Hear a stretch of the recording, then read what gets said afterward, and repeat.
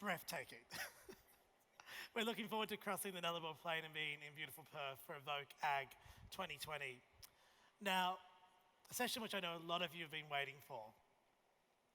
Damon Gamoo is an Australian actor and director, and you will recognize him from films like The Tracker, and my personal favourite, which was his stunning performance in Ballabo, which earned him an AFI nomination for Best Supporting Actor. Damon's new film, 2040, is an innovative feature documentary that explores what the future would look like by the year 2040 if we embraced the best solutions that are already available to improve our planet. I love this film. As a new dad, I've been looking at my daughter for the last few weeks and I'm thinking, she turns 20 in 2040. What's life going to be like for her? And now is the time that we ask that question. What will life be like for us? Can we embrace the best solutions? Would you please welcome the sensational Damon Gamoo.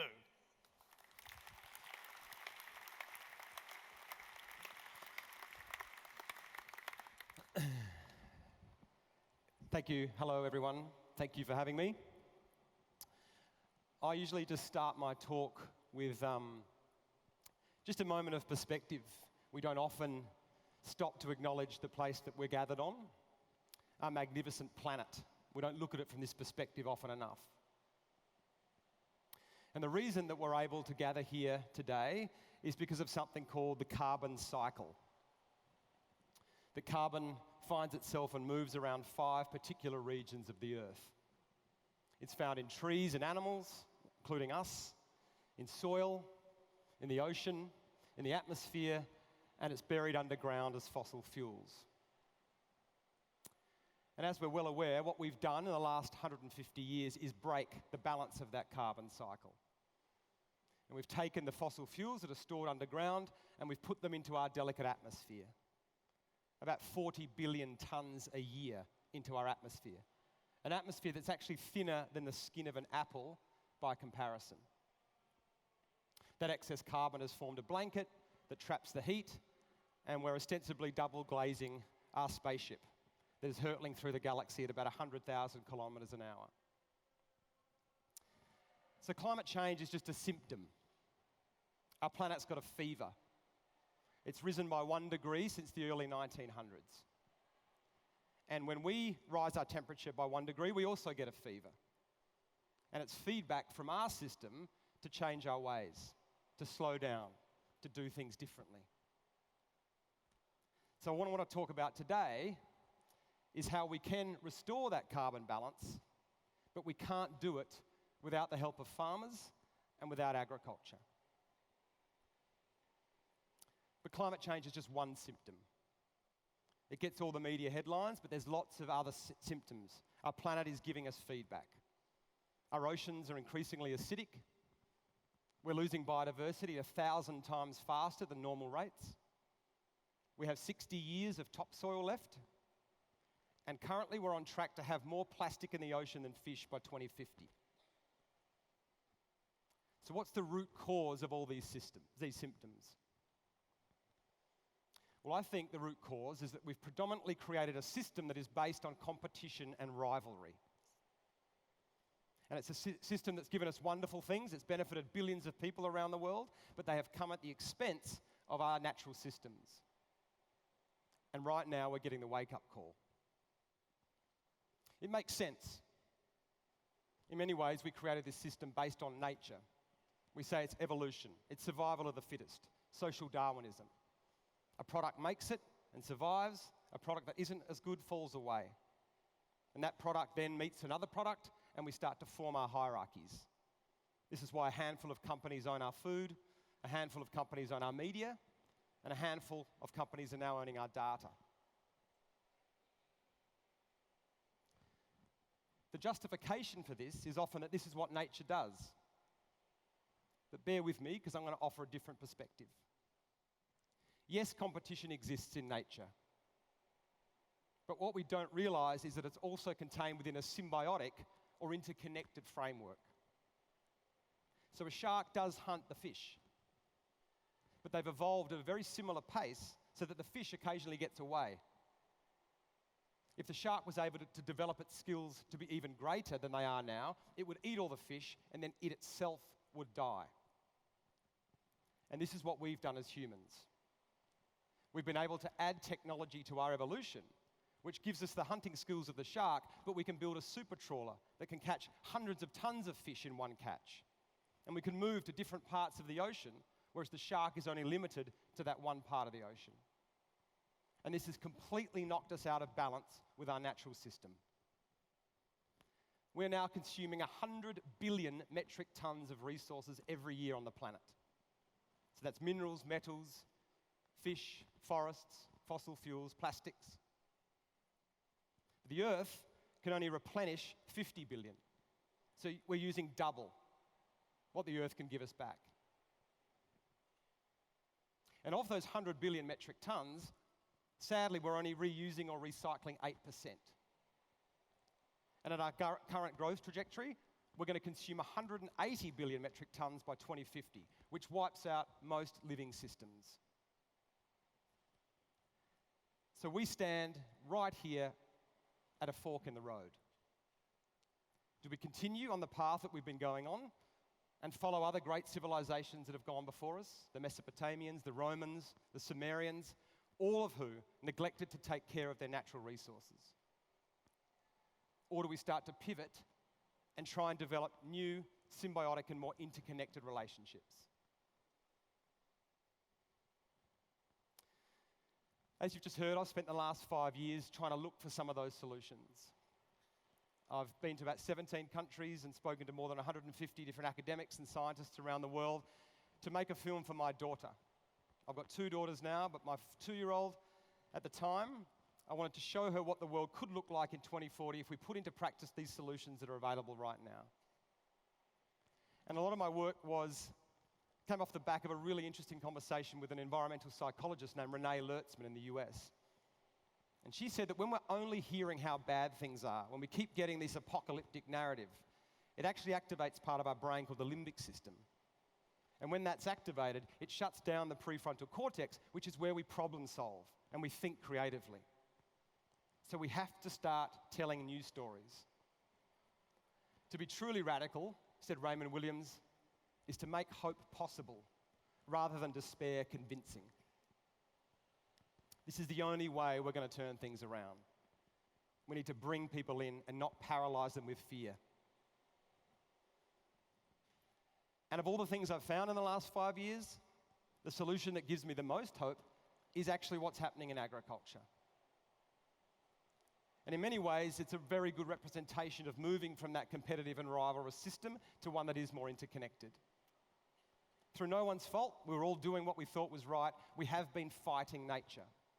We have been controlling the land, pests, weeds.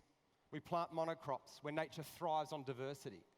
And we're constantly ploughing and tilling the soil, releasing more carbon into the atmosphere. But there are new and exciting ways that are emerging with a raft of cascading benefits. With an increased sense of urgency, I met with Paul Hawken, who thankfully isn't afraid of heights. He's the founder of Project Drawdown, the first comprehensive plan to reverse global warming. If you look at the solutions that we model in Drawdown, they're virtually all regenerative development. That is to say, the earth is better off, the people are better off, the communities are better off, the creatures are better off, the birds are better off. No matter what it is, they're better off for it than had we not done it. Paul suggested I first explore food and agriculture for drawdown opportunities. When you change agricultural practices related to food, you can do 2 things. One is you stop emitting carbon, CO2, but you're also sequestering carbon. So it's one of those sectors, that actually does both. It's a twofer, which is not only does it stop putting it up, but it actually brings it down. You're flipping a whole sector. Yeah, I think that people should be eating more fruit and vegetable and less sweet stuff, and so that the sweet stuff should be like you should be rationed on sweet stuff. When I grow up, I want it to be National Hot Dog Day every day. I want to see more trees, and I also want to see chocolate raining from the clouds. Be more healthy. So that's all I really have to say about the food. Like, I wouldn't like to see so much people eating meat because that's animals, but I do like bacon. Bacon's nice. But I still like pigs, and I have a pig toy. And when I eat bacon, I feel kind of sad.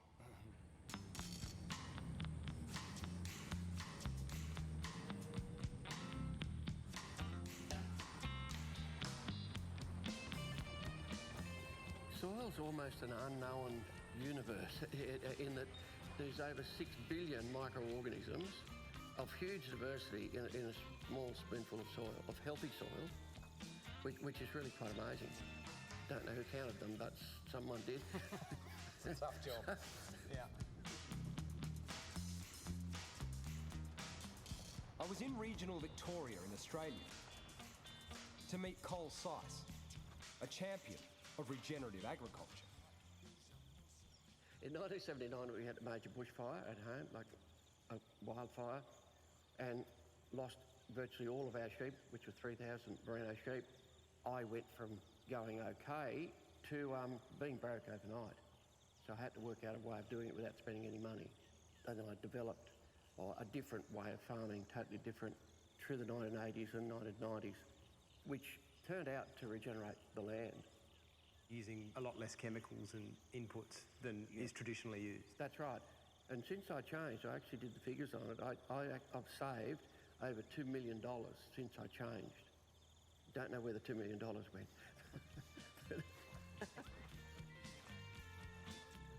Cole helps farmers around the world use plants to pull carbon from the atmosphere and put it into their soils.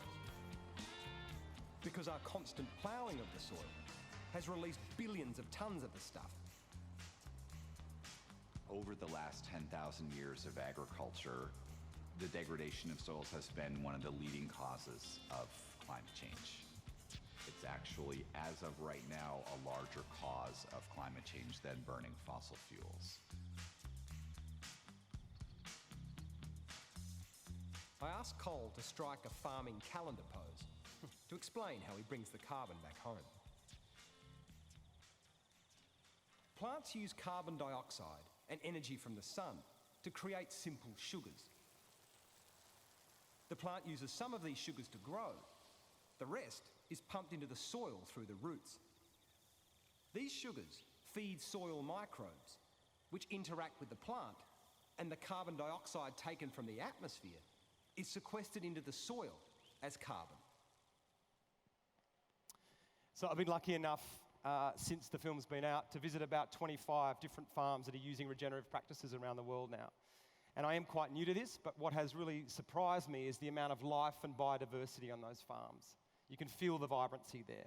And it makes me feel this is where I want to get my food from.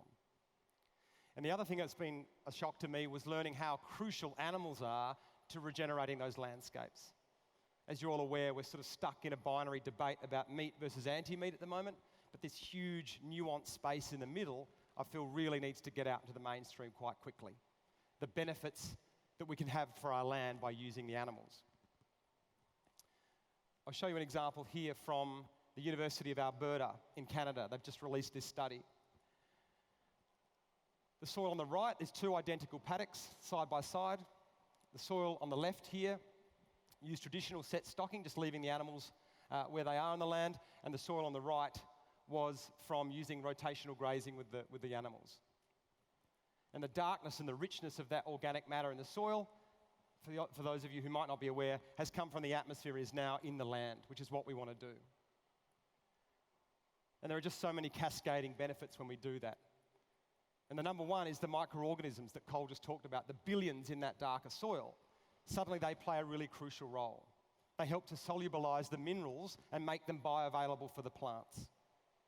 So we can't have human health without plant health, and we can't have plant health without soil health. But then there's the sequestering ability. So we know that rotational grazing can sequester about 2 to 3 tonnes of carbon per hectare. A hectare of organic vegetables will grow about 1 or 2. But these practices are emerging now, intensive silvopasture and silvopasture, which incorporate animals with legumes and timber. Studies are showing up to 26 tonnes per hectare. So extraordinary benefits for the planet, that we need animals to put the carbon back in the soil. There's great stories of early settlers that arrived in Iowa in America who said that the soil there was 16 feet deep, and it's now 30 centimetres.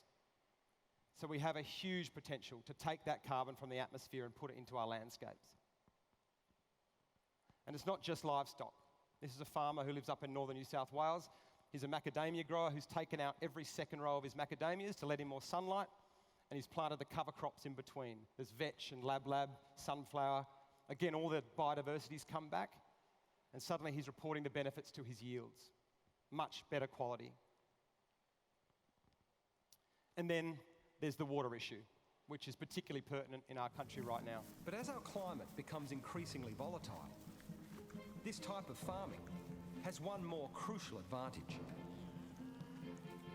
For every 1% increase in carbon to 30 centimetres, we increase the water holding capacity of soil by 166,000 litres per hectare on every rainfall event. When it rains, the soil on the left, with more carbon and organic matter, absorbs the water and less runs off the top. Whereas the chemical-ridden soil on the right absorbs almost no water and allows it to run off, taking the chemicals with it into nearby rivers and waterways. That's the way we can buffer against droughts and dry seasons. Grasslands all around the world, they virtually had a built-in irrigation system. And why this is particularly relevant, especially globally, is that as our climate increases and gets warmer, the hotter air holds more moisture. So our rainfall events and storms events are going to increase in their intensity. And we've seen them already increase by 50% in the last decade. So we're going to have to find ways to be able to hold that water, absorb it into the land, instead of it running off and creating erosion. 2 weeks ago, a study came out from the South Dakota State University talking about the economic viability of these kind of practices. And they compared 20 farms using regenerative agriculture to 20 conventional plots. And they found that, yes, there was a decrease in the yields on the regen farms by about 20%. But they found the regenerative farms to be 78% more profitable because of the lowered input use and because of the end market value. And I think this is a really important point for moving forward. We took the film to the Climate Action Summit in September, in New York last September, and all the discussion was around new blockchain technologies that are going to allow transparency for people to scan the barcode and see not only the supply chain of their food, but what the mineral quality of the soil is, how the animals are treated. And this new generation coming through are going to start asking those questions. The CEO of Maersk, who's the biggest shipping company in the world, have a huge carbon footprint. He stood up at the summit and said, we can't get kids out of universities to work with us anymore. So we've pledged to go zero emissions by 2050 just so that we can have some staff. This groundswell of momentum is happening, and it's going to have an effect very quickly. We all know, though, that this is not as easy as it looks, and there's lots of reticence, and there's lots of hurdles to get through, and it's not an easy transition. I've spoken to a lot of farmers as well who are interested in this, but are just scared to take the risk. So we do need to help them, as Frank was talking about before. What are the incentives that we can provide? My personal preference would be removing some of the $29 billion that we subsidise the fossil fuels with every year, and shifting just a little bit of that to the farmers to start paying them to put the carbon back in the soil. But while we wait for that, there are really interesting initiatives emerging, as you know.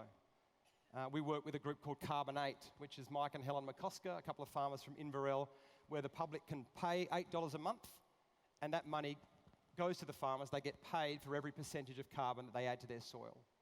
And we've had a terrific response from the general public who want to help, who want their foods farmed in this way. We are at the fork in the road.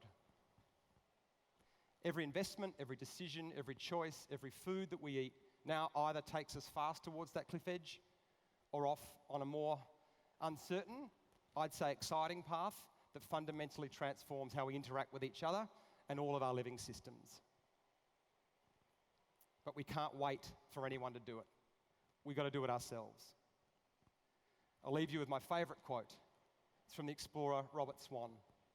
The greatest threat to the planet is the belief that someone else will save it.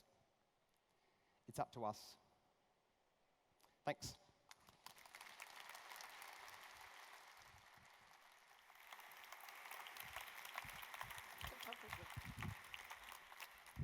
I think you should just stay here just for one moment, Okay. because we need to give you another massive round of applause. That was truly invigorating. Thank you. What do you dream about? Well, at the moment I've got a 5-month-old baby, so it's nappies and getting some sleep. But I... Can you give me some tips, because I'm 3 weeks into it. Yeah. Yeah. Yeah, no, there's no tips, mate. You're just on your own there. Good luck. Yeah. All right. And so, the dream is about the baby. And that's about the future. But what keeps you up at night? Look, I have my moments where I do lose hope, but I think when you have spent 5 years meeting wonderful people and seeing solutions and exploring the ways we can turn this around, I do feel more optimistic than I did 5 years ago. But what does concern me is some of the communications. I think we've got to be very careful how we talk about this subject. I think it's so triggering for people now. We don't understand the true depth of what's required. And I think the more we just rely on graphs and data and we use words like anthropogenic and negative emissions, they don't stir the soul. I think we've got to start telling stories that invoke a sense of community, of better jobs, a better future for our kids and healthier foods. I think that's how we're going to bring people in, and we need to pivot away from only talking about climate change. Thank you for bringing your storytelling, your creative practice, and all of your heart to your work. Let's hear it for Damon Gamoo again. Thanks.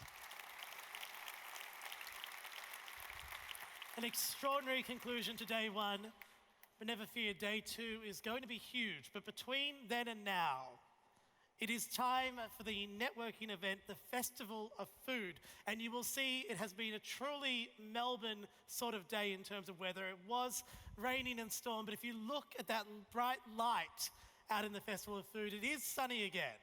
So you're going to get to enjoy some time in the Festival of Food. We encourage you down to the Western Food Court. Tomorrow we have our agitator session, which is a curated selection of brilliance to challenge and inspire your minds.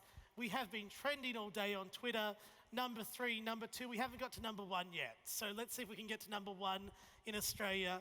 I'm Bryce Ives. Thank you for today. See you tomorrow morning.